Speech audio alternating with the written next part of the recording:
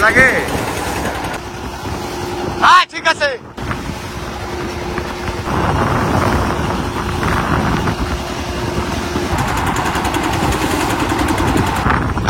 মাঝি একেবারে টনটনা মাঝি।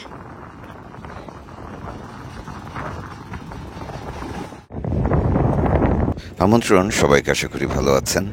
আমরা বেলায়েত সর্দারের ট্রলারে বসে চায়ের অপেক্ষা করছি। আমাদের শহীদুল কাকু চা তুলেছেন। চারপাশটা ভীষণ উন্মাতাল, বাতাস হচ্ছে এবং এর মধ্যে আমরা চায়ের অপেক্ষা। চা কদ্দুর কাকু? যাওয়ার সময় হয়ে যাচ্ছে, তাই না রে? তোমার তুলবা কখন? সন্ধ্যা হয়ে যাবে, অন্ধকার হবে।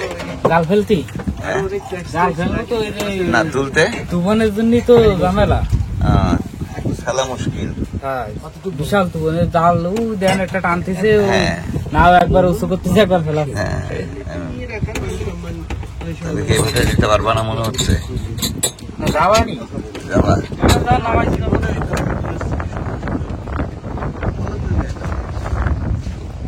বেশ গরম, নদী বেশ গরম। বিকেলে আমাদের আবারও জাল ফেলতে যাওয়ার কথা। পশুর নদীর আরেক পাশে যাব, কিন্তু নদী এত উত্তাল, এত গরম, জাল ফেলতে পারবো কিনা সেটি নিয়ে সন্দেহ হচ্ছে। তারপরেও চেষ্টা করব আমরা। এদিকে দুপুর গড়িয়ে বিকেল হয় অবস্থা।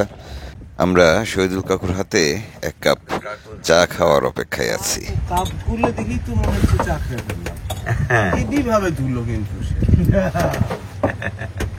কিন্তু আপনি তরকারি রান্না করার সময় এত ভাবে ধুলো। আমি তো ধোয়ার আগেই সব ধুয়ে রাখি। খারাপ খারাপ না, খারাপ না, না কিছু চা গরম হচ্ছে, রোলিং বাড়ছে। চা তো পরে খাওয়া হবে না। কাকু আজকে লাল চা কে বানাবেন না দুধ চা? কাকু যা খাবেন তাই দেবো। আপনি কি করবেন দেখি আজকে?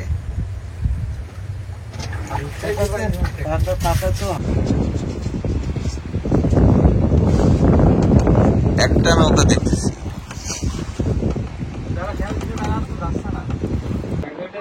নদী কি বেশি গরম কাকা? বেশি গরম এখান থেকে লাগতেছে না।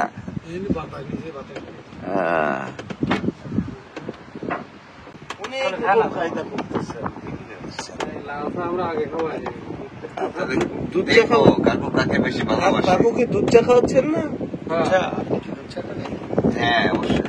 কাকু কাকে বেশি ভালোবাসে এবার প্রমাণ হবে। কাকে কোন চা আগে তৈরি করে সেটার উপর নির্ভর করবে। দুধ চা তো একটু পরে, আগে রং চা তৈরি হবে। কাকুর প্রিয় মানুষের ভিতরে আমি হচ্ছে ভাই। আমাদের চা স্টেজ দেখেন, এবার আমাদের শহীদুল কাকুর চা খেয়ে দেখেন। চেহারাতেই প্রথমে মাফ করে দেন কাকু।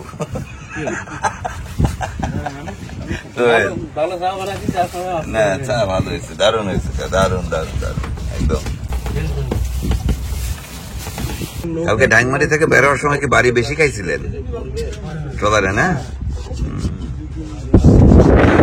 এখানে তো ট্রেনে থাকার কথা, রোলিং এর কারণে থাক নাই আর কি। পানি টকবক করে। আসলে দূর থেকে দেখে বোঝার উপায় নেই কতটা উত্তাল পশুর নদী। এখন আমরা নদীতে বসে টের পাচ্ছি। গরম সাগর আর দুধ চা, আমাদের শহীদুল কাকুর হাতের চা। চা খেতে খেতেই ডাক আসলো। আমাদের শহীদুল কাকু বললেন যাওয়ার সময় হয়েছে, এখন ঝড়ঝঞ্ঝা যাই আসুক জাল ফেলতে হবে। আমরা রওনা দিচ্ছি। সবাই সাবধান। হ্যাঁ সোহেল, আমি কোন জায়গায় দাঁড়াবো? এখানে সামনে আচ্ছা না, ওইভাবে আমাদেরকে বলে দিও কিভাবে দাঁড়াবো। আচ্ছা ধরে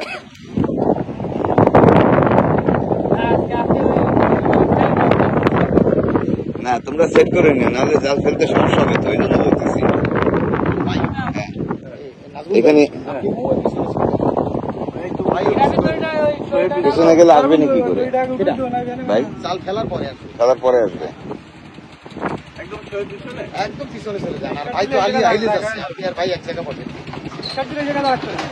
ভাই চার দিলে এখানে বসে।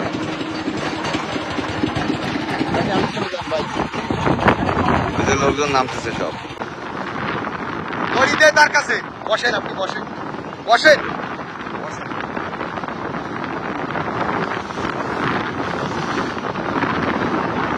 প্রচন্ড ঢেউয়ের মধ্যে এই ইলিশ জাল, আর ওই হচ্ছে আমাদের ভাই।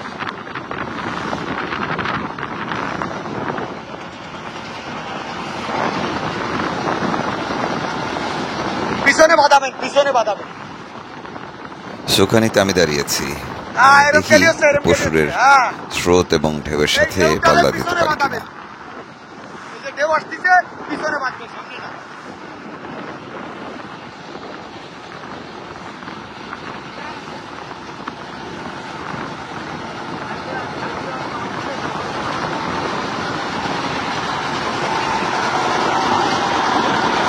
হ্যাঁ ঠিক আছে, একদম ঠিক আছে।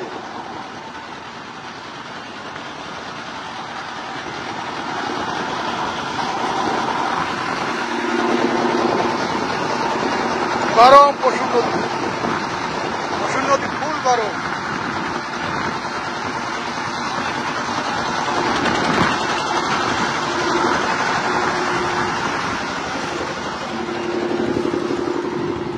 আজকেও আমরা জাল ফেলবো, সকালে যেখানে ফেলেছিলাম সেখানেই, পশুর নদীর একদম মাঝ বরাবর। নদী উত্তাল, এবং এটি আসলে নৌযান কিংবা জাহাজ চলাচলের পথ। সেই জায়গাটি ছেড়ে পার হয়ে আমাদের জাল ফেলতে হবে। আমরা ইলিশের জাল ফেলবো এই বিকেল থেকে সন্ধ্যা পর্যন্ত। সন্ধ্যার পরে টান দেওয়া হবে জাল। দেখা যাক আজকে আমরা আবারও মাছ পাই কিনা।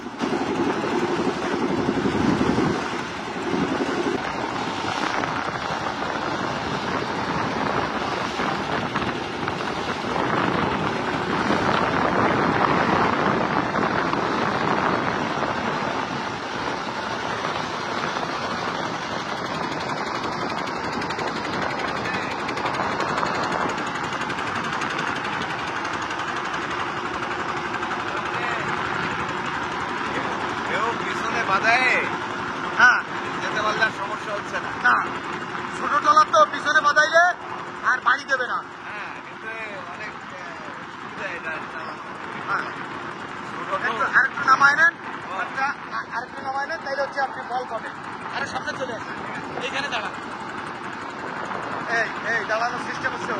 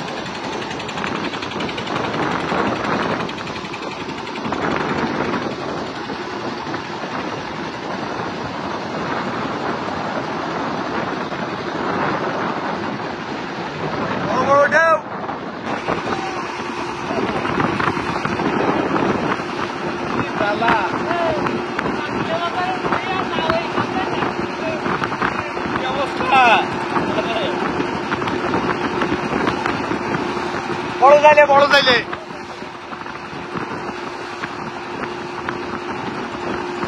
বাড়িটা কি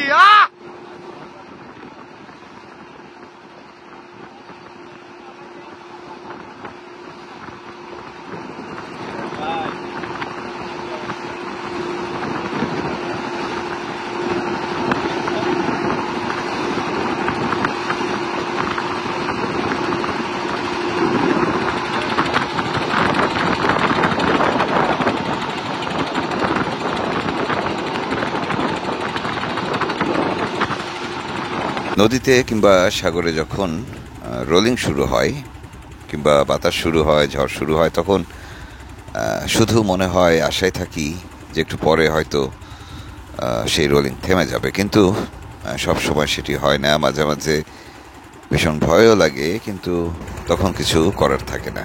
আমরা যখন নদীতে সাগরে নামি, তখন কাজ শেষ হওয়া পর্যন্ত অথবা সাগর নদী পাড়ি না দেওয়া পর্যন্ত কিছুই করার থাকে না। সাহস করে অপেক্ষা করতে হয়। ভয় লাগে। ভয় লাগে?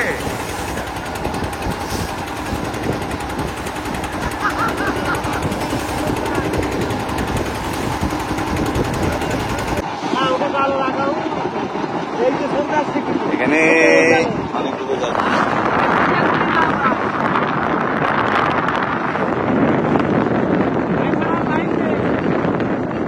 জাল ফেলানোর জায়গায় পাচ্ছি না তো।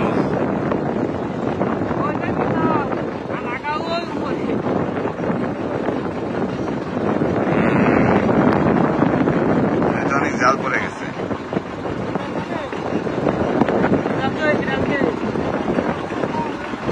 কি করবো বুঝতে পারতেছি না, আমরা কোন জায়গাটায় জাল ফেলবো সেটাই সিদ্ধান্ত নিচ্ছি। আমরা জাল ফেলা শুরু করব। আশেপাশে তাকিয়ে দেখি এরই মধ্যে অনেকগুলো ইলিশ মাছের নৌকা ট্রলার চলে এসছে। অনেকে জাল ফেলেছে, অনেকে আবার জাল তুলছেন। মাছ হচ্ছে কিনা এখনো জানি না, আর একটু পরে বোঝা যাবে। আমরাও এখন জাল ফেলবো।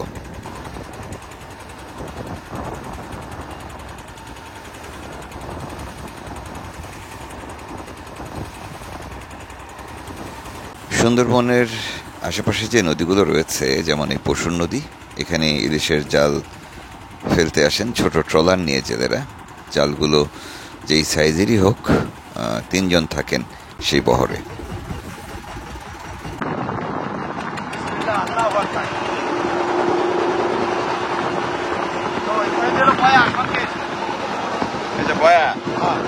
এই মাথা আর কি, হ্যাঁ। ওরে বাবা,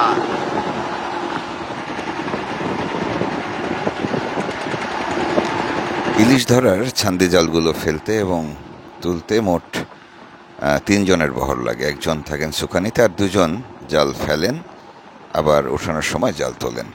অন্তত 3 জনের এই বহরে আজকে আমরা আরও কয়েকজন যোগ দিয়েছি।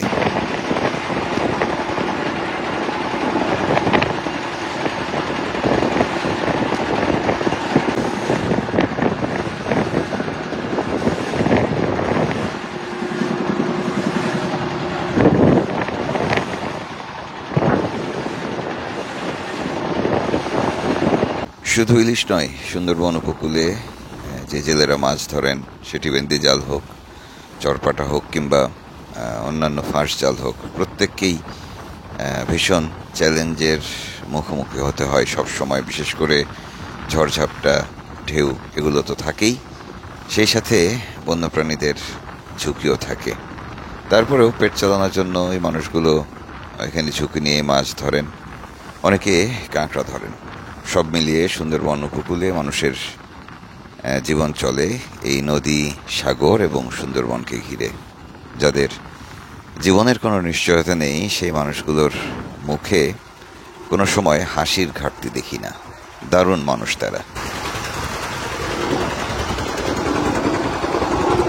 আমি সুকানিতে দাঁড়িয়েছি, সাথে ছোট ভাই সোহেল রয়েছে। এই জাল ফেলানোর সময় সুকানি যেভাবে চালাবেন ট্রলার, সেভাবেই পড়বে জাল। ফলে আমাকে বেশ সতর্ক থাকতে হয়েছে, একদম বরাবর সোজা থাকতে হয়েছে, সোজা রাখতে হয়েছে ট্রলারটিকে, এবং সেভাবেই জাল পড়ছে। বেতন না নিয়ে যাব না।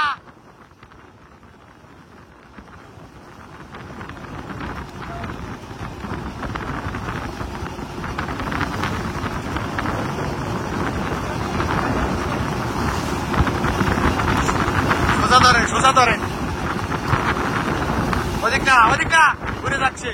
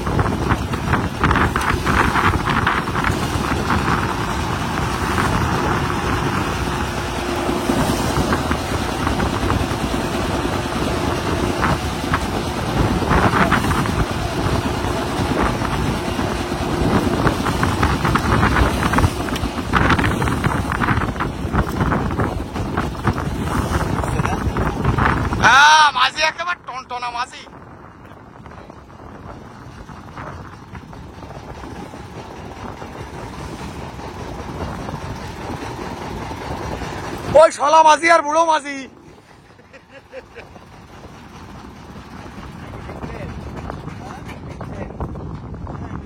ভাই দড়িটাও ধরে দেখাই দিলেন যে আপনি শালা মাঝি আর ওই বুড়ো মাঝি সামনে।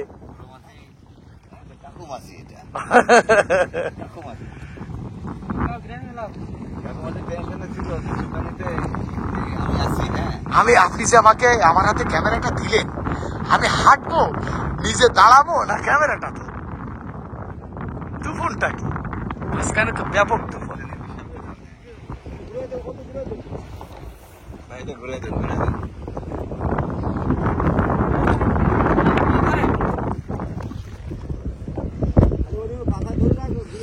একটু আঁকা বাঁকা করেছেন ভাই, বুঝলেন? হ্যাঁ, খেয়াটা আপনি একটু আঁকা বাঁকা করেছেন। হ্যাঁ, এগুলো বুঝে নেবেন না আগে আপনার হেড মাঝির কাছ থেকে।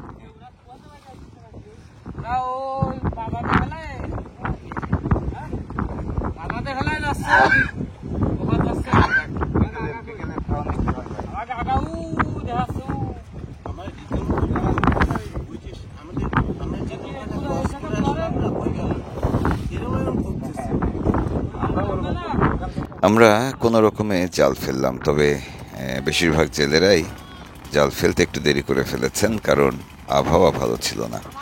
এদিকে জাল ফেলে আমরা এখানে নোঙর করে অথবা ভেসে থাকবো, আর সর্দারের মুখে শুনবো ইলিশ ধরার গল্প। জাল ফেলানোর জায়গা পাচ্ছে না। এই যে খেয়াটা দিলাম, এই খেল, হ্যাঁ, মানে জোয়ারও না ভাটিও না। আচ্ছা, এই খাওয়ারে বলে সাঙ্গার খেউ বা এগড়ের খাও। এগরের খাও, এগড়ে আচ্ছা, মানে জোয়ারও আসতেছে, ভাটিও নামতেছে, মানে এটা মধ্যমস্ত অবস্থা। এই খাই হচ্ছে মাছ দৌড়ে দৌড়ে পড়ে। আচ্ছা, ওই যে আমরা তো দেখলাম তো, জেতা মাছ পড়ে। হ্যাঁ, মাছ তো লাফায় পড়তে দেখলাম। বেশি অংশে যে ইলিশ মাছটা জেতা ওঠে, এই খায় ওঠে। যদি আল্লাহ দেয় তাহলে আমরা জেতা মাছটা দৌড়ে বাদ দিছে, এটা দেখতে পারবো। এগরোর খাও কি কাকু? এগুলো তো আমাকে শেখাননি। এগড়ের খাও, এগুলো না শেখায় নামাই দিচ্ছেন কাজে। তুমি শালা মাছই বানায় নিছো। এই বছরে এখনো কিন্তু এই খেয়াও দেওয়া হয়নি কাকু। আপনি আসার পরে এই খেয়াও দেওয়া হয়েছে, মাঝি আসার আপনি কাকু ভালো হয়ে যান। আমরা আমাদের দর্শকরা যারা আছেন, আমি বারবার বলতেছি কাকু ভালো হয়ে গেছে, কিন্তু কেউ মানতে চাচ্ছে না, বুঝছেন নাজুল ভাই? আমি বলছি লিখি যে কাকু ভালো হয়ে গেছে, তো নিচে কমেন্ট পরে অসম্ভব, হতেই পারে না, মিথ্যা কথা। রোদ্রে, হ্যাঁ। আর আজকে তো রোদের ঠাটা রোদ পড়ছে, ঠাটা রোদের মধ্যে যে জাল ঠিক করলো। আর এই যে পুরো জালটা 2000 জাল, সব জালের প্রত্যেকটা ফাঁসায় ওর আঙুলি ছাপ আছে। এই একটাও কিন্তু জাল সারতে পারে না। না, শিখছে। আপনি মনে করেন আমরা ট্রলার চালাইছি কয় মিনিট? 5 মিনিট। হ্যাঁ, 5 মিনিট। তো 5 মিনিটে আপনি ধরেন 8 কিলোমিটার স্পিডে, ঘন্টায় 8 কিলোমিটার স্পিডে, তো সেটারে ইয়ে করেন তাহলেই হবে। বেশ লম্বা জাল। আর সাগরে যে জালগুলো পড়ে সেগুলো আরো বড়, আরো বিশাল, এবং সেগুলো আপনার ওখানে ওই যে 10, 12, 15, 16 জন মিলে ওই জাল নামায় উঠায়। হ্যাঁ, ঠিক আছে। 5 দুগুণে 10 না, 1000 মিটার, আধা কিলোমিটার। সামনে পূর্ণিমার গণ, জেলেরা ইতিমধ্যেই নামতে শুরু করেছে। দেখেছেন কাঁকড়ার জেলে, বিভিন্ন ধরনের মাছ ধরার জেলে যারা রয়েছেন, বিভিন্ন ধরনের জাল নিয়ে যারা মাছ ধরেন, তারা সবাই নেমে গেছেন। আমরা পশুরে ইলিশ ধরে সময় পার করছি। আসলে আমরাও সুন্দরবনে ঢুকবো খুব শিগগিরই। ইলিশের জাল ফেলা রয়েছে, আবহাওয়া একটু ঠান্ডা হলে আবার আমরা জাল তুলতে যাব। আর আপাতত একটু বিশ্রাম নিব। আপনারাও বিশ্রাম নিন, কাল দেখা হচ্ছে। ভালো থাকবেন সবাই।